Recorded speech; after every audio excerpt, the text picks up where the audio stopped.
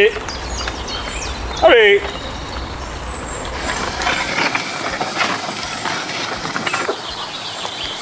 Ah bah ça c'est le chou à vache. Mais bon on peut en manger aussi, hein. Pas... Nous on en mange alors en Bretagne ça c'est toujours mangé.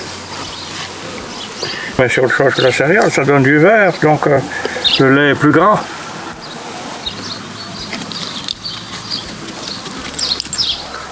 Et le beurre jaune, ça fait du beurre jaune.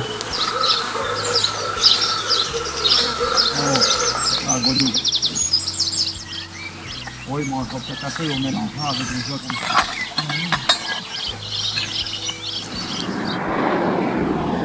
Le ruminant, il a un rumen qui lui permet de digérer la cellulose. Et donc, ses principales sources d'énergie pour lui vivre, pour son métabolisme hépatique, pour sa production laitière, pour ses muscles, c'est ce qu'on appelle des acides gras volatiles. C'est l'acide acétique, l'acide propionique, l'acide butyrique, et pas du tout le glucose. Il y a un dernier produit du rumen qui est le méthane. Et ça, on le sait depuis une cinquantaine d'années au moins. Ce méthane, il représente 5 à 6% de l'énergie ingérée par les animaux. Donc, les chercheurs ont longtemps cherché à diminuer ça en se disant on va gagner en efficacité. Si la vache émet moins de méthane, ça sera plus d'énergie qui sera disponible pour elle vivre. En fait, c'est pas si simple que ça parce que les fermentations dans le rumen, ou dans la panse, la panse est un milieu qu'on appelle anaérobie, c'est-à-dire il n'y a pas d'oxygène, donc c'est de la chimie de l'hydrogène, et il faut que si cet hydrogène-là n'est pas évacué, le rumen va gonfler et finir par exploser. Mais néanmoins, par rapport au méthane, et comme dans toute pollution, le problème c'est la concentration à un endroit, parce que le méthane physiologiquement il semble normal pour la vache, donc si on n'a pas trop de vaches au même endroit, la pollution, que ce soit par le méthane, que ce soit par les bouses ou les urines, normalement elle est absorbée sans difficulté et recyclée sans difficulté par l'environnement. Enfin, c'est quand même très rare une vache qui rote. Hein. On l'entend. On l'entend. Ouais. On sait aujourd'hui qu'il y a des animaux qui produisent plus de méthane que d'autres. Donc on pourrait imaginer une sélection sur ce critère-là. Le problème, c'est que sélectionner sur ce critère-là, c'est difficile tant qu'on ne sait pas les causes. Est-ce que c'est lié à l'animal lui-même? Est-ce que c'est lié à ce qu'on appelle à la population microbienne du rumen, ce qu'on appelle son microbiome?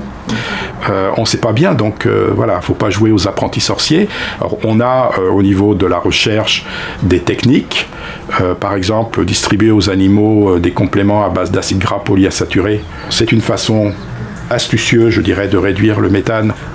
Ça bloque un peu certaines fermentations en fait dans la panse, et en même temps ça enrichit les produits animaux en acides gras polyinsaturés, donc c'est gagnant-gagnant. Un ruminant produira toujours du méthane, même si on lui donne des concentrés, de l'amidon. Mais si c'est produire du méthane dans des systèmes très intensifs où le ruminant est nourri quasiment comme un animal monogastrique, alors ça c'est une aberration. Et c'est quand même ces systèmes très intensifs qui se sont beaucoup développés aux États-Unis et qui se développent aussi encore beaucoup en Europe.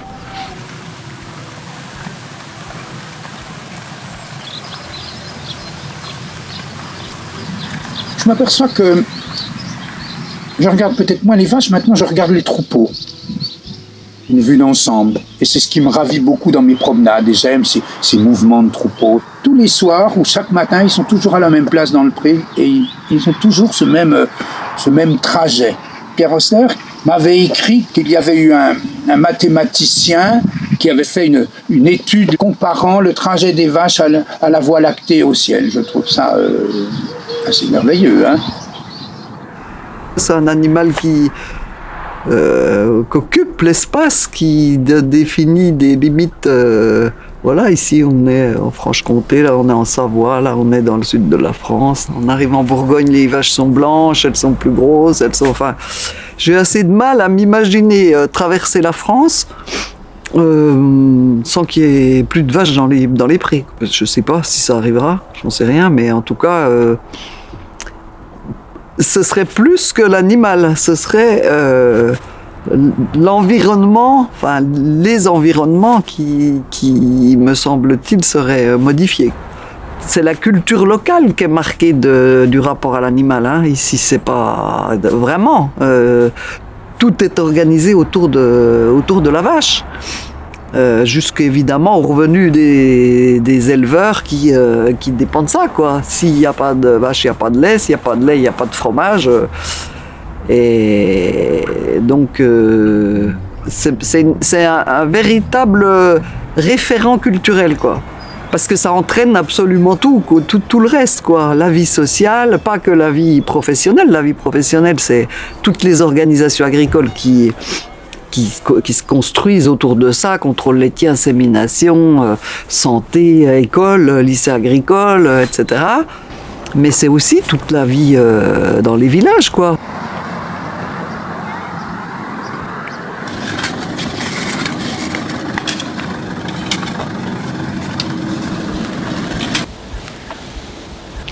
Alors nous, on est arrivé sur Ouessant, il va y avoir un an, là en novembre l'année dernière.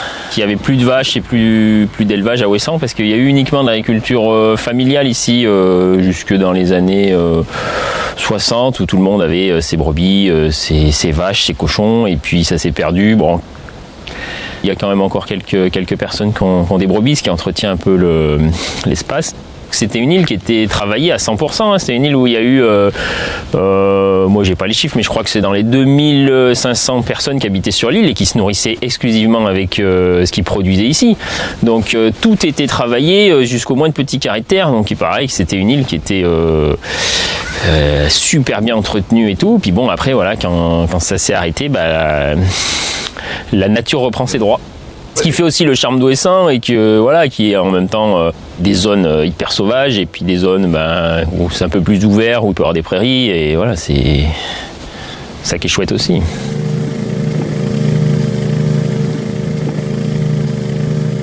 La mairie d'Ouessant cherchait des éleveurs pour en même temps entretenir l'espace, en même temps amener aussi des produits sur l'île parce que sur une île on dépend du continent quand il n'y a plus rien qui est produit sur l'île. Si on peut se comparer à de l'élevage qu'on peut faire par exemple sur le continent où on ressème des prairies et tout, ici le but c'était de rester le plus naturel possible, donc de rester en prairie naturelle. Et puis en même temps on reprend aussi des terrains qui avaient déjà été utilisés plus ou moins en agriculture mais qui étaient un peu des fois au stade de friche, donc avec de la fougère, de la ronce, un peu de la prairie quand même, mais donc, du coup le fait de l'utiliser, ça va s'améliorer aussi avec le temps et on aura des meilleures prairies par la suite, quoi. On le voit déjà au bout d'un an d'utilisation, ça a pas mal évolué, quoi.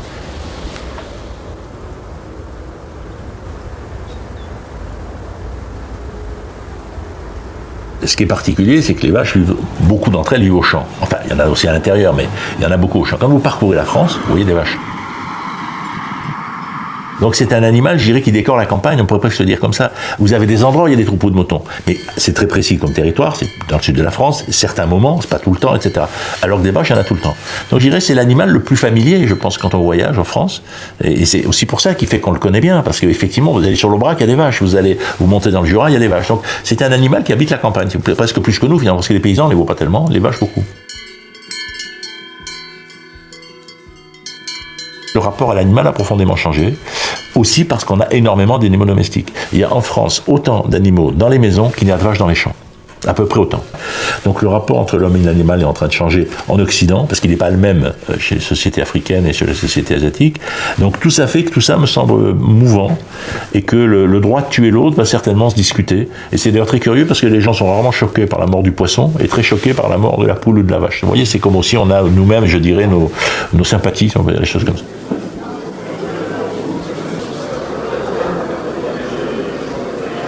Manger, ça engage la totalité, à la fois de notre personne et de la société. Manger, c'est jamais un acte facile. Et manger de la viande, c'est encore plus compliqué. Puisque la viande, c'est ce qui nous est le plus proche. Qu'il s'agisse de la chair, du sang, du lait.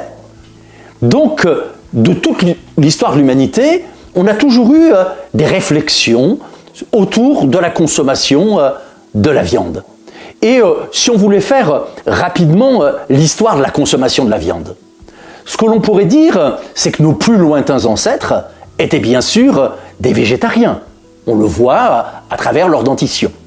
Mais à partir du moment où l'humanité va devenir davantage carnivore, elle va connaître sa première grande rupture dans toute son histoire.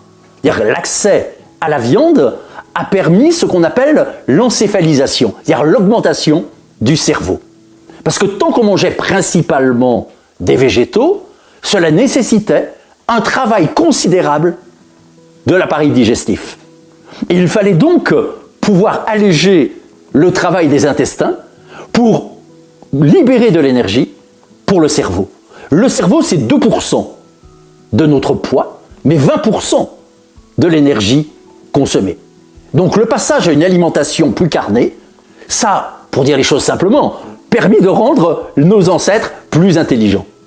Les millénaires passant, on va voir comment la viande va conserver et prendre de plus en plus une importance, finalement, dans la façon dont la société se représente et représente ses divisions. Et le 19e siècle, ça va être à la fois, je dirais, l'âge d'or de la bonne chair pour la bonne bourgeoisie, mais ça va être, même si le terme n'existe pas encore, l'âge de la malbouffe pour l'immense majorité de la population. Alors on parle beaucoup de la fabrication à l'époque de faux pains, de faux vins, mais il faudrait citer aussi la fabrication de fausses viandes. C'est le moment où l'on veut, à partir de gélatine d'os, nourrir le peuple.